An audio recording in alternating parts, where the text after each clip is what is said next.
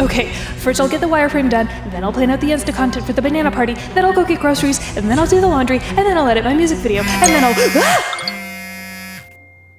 Hi, Emily. The client needs to push up the deadline to right now immediately. Too late. Has this ever happened to you? What? Are you fantasizing about destroying your office so no one can ever talk to you ever again? How do you know my thoughts? Well, then you might just need relaxation.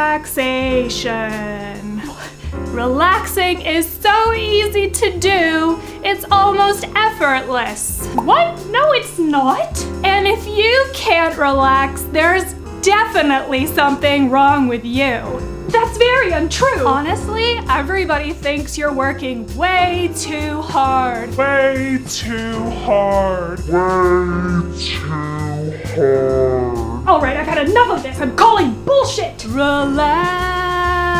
Oh!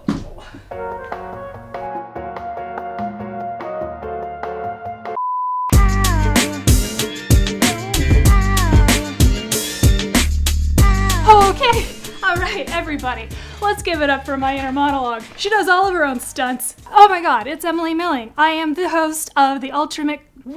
That was an intro for sure. Oh my goodness. Hi everyone, it's Emily Milling. I am the host of the Ultimate Creative Podcast /vlog/ this weird sketch you just watched, and bet your bottom dollar there's more where that came from. Today we're talking about how to relax, and I hope you know that when I say you gotta sometimes relax, I don't mean it like the way my inner monologue says. That's like a jerk situation, and I hear those messages all the time. People are constantly telling me, oh, you're doing too many things. You gotta just like slow down. You just gotta, smell the forest for the trees or whatever the smelling thing is.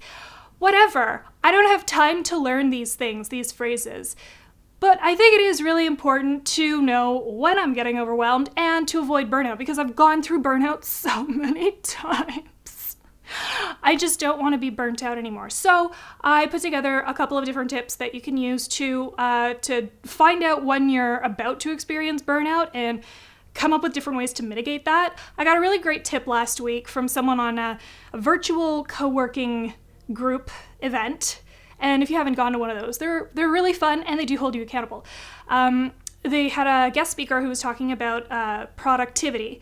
And I asked the question, how do you prioritize when everything seems like it's a priority? Because in my head, and this is like an executive functioning thing ADHD people kind of struggle with, is in my head, I assume that everything is a priority. Like brushing my teeth has the same level of priority as finishing a humongous project worth $10,000.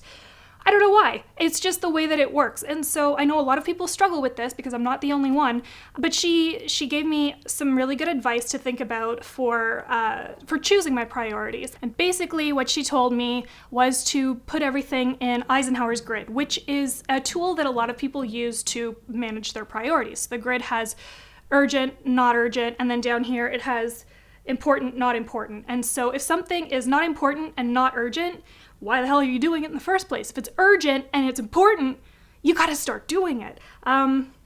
So I'm doing that this week. This is my challenge to myself, to use the Eisenhower grid to make sure that I've got my priorities straight. I did have a really productive day yesterday though. I got so much done. I wrote 4 blog posts. I finished a whole bunch of client work. It was just like insanity. But at the end of the day, if I'm super duper productive and I'm not giving myself time to relax, I can't enjoy it. This is the problem that I'm facing. So tip number 1 is to try out Eisenhower's grid thing, and I will do that with you. And if you've tried it and if you like it, let me know what you think in the comments. So what happens a lot of the time is that I find that I'm working myself so hard that I start to get really resentful towards whatever it is that I'm working on, and I get so sick of things so quickly. Like, I used to make so many different websites and I really enjoyed it, but now I just hate it. I cannot stand making them. But it does pay the bills, and it is good work, and it is creative work when I have amazing clients. And I do have some very amazing clients that I'm working with right now. They're collaborative, they're creative, they want to do really amazing things, and that kind of stuff I get really jazzed about. But if I do too many of them, I cannot fathom doing another one. And I'm sort of at that level right now, which sucks because it's a huge part of my business. I mean, what else am I supposed to do? Make hilarious videos? I could do that though. The other thing that'll happen is that your brain is just gonna turn into mush. You're gonna feel like, oh, I forgot to do literally everything, and I'm pretty sure I haven't fed my cat in 4 days. That's probably why it's just sitting there staring at me. It's not good for your brain. And like, I get it because I'm in it so very deeply, and I hate it when people say to me, just relax. Like, that's not a possibility. It's just not. So the first thing you got to do is just notice when you're about to be burnt out on something and find like another way to use that productive energy. Something that I love doing is tiny little chores around the house. And my favorite chore is to supervise my Roomba while he cleans my floors. He's a very good little vacuum cleaner. But, you know, you could do something, just take out the garbage, I don't know, and just like clean the garbage can. You could put your productive energy into other things, and stuff that is away from your screen is going to be much more relaxing for your brain than just sitting in front of your computer or on your phone typing away or whatever it is, because you have this physical connection with your body moving around, and it stimulates your brain even more. It releases endorphins to move your body around, which is just crazy. Nobody moves anymore, but I got a standing desk to help with that. You've probably seen it on Instagram. Another really important thing that I've learned is that you have to, again, notice when you're starting to feel burnt out and then carve out specific portions of the day to do other things. For example, I have to carve out a specific portion of the day to meditate and stretch in the morning. And if I don't do it, my day is totally thrown off. And I don't do it all the time because honestly, I just forget and kind of move on. But it does make such a huge difference. When I am feeling super overwhelmed and super intense about everything, if I take 5 minutes to meditate and just sit there and I block it out in my calendar, it makes such a world of difference.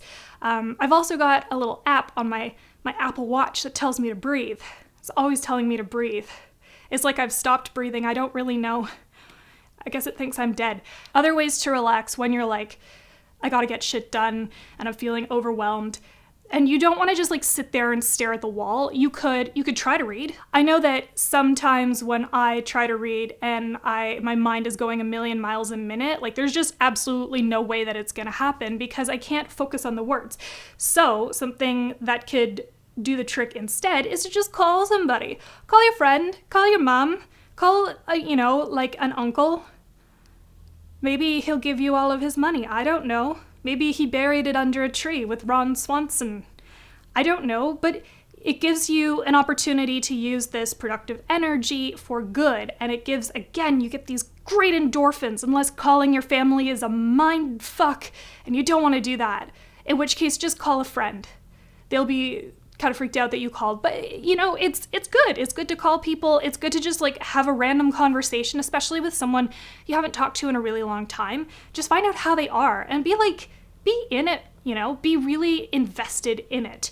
It's a really good way to get your head out of the clouds and to bring yourself back down to reality, because there are other people living their lives, doing other things. They have their own problems. It makes it a little bit easier to digest when you are going through some rough stuff with your job, with your business, with your creative things. Call a friend, baby. How do you know when you're about to be overwhelmed or you're about to be burnt out? You have to look for little physical or mental triggers that are going to go off in your head. For me, I do start picturing myself just like destroying my office because for whatever reason, I have no other way to get that energy out. And I'm not understanding that it's just frustration built up because I have been so in a thing for so long. So I've just like working day and night on a project, trying to get it finished for the timeline. When in reality, what I really need to be doing is going for a walk or calling a friend.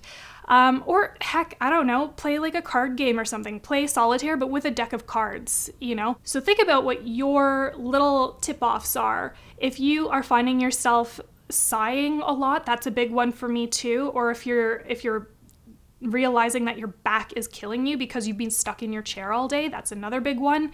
Or it could be how you're talking to people in your life. If you're snapping at people all the time, maybe that is a good indication that you're working beyond your capacity. And I'm not going to say too hard because everyone's like, oh, you're working too hard, whatever. You're working beyond your capacity in whatever frame of mind you're in. And it can be really, really hard to get back into a positive mind frame. So work hard at this and note down when you are feeling a particular way, like what the heck is happening and why do you feel like this? And if it's because you're feeling totally burnt out by your work, find a way to reprioritize your day and go back to that Eisenhower matrix grid thing. It'll do you a world of good. It'll do you a world of good. You have to keep up on this too. It isn't just like a one and done thing. I have experienced burnout more times in my life than I would care to talk about. I don't know, like 5 or 6. That's a stupid amount of burnout, actually. So it is a constant challenge. It's snowing outside. Why is it snowing?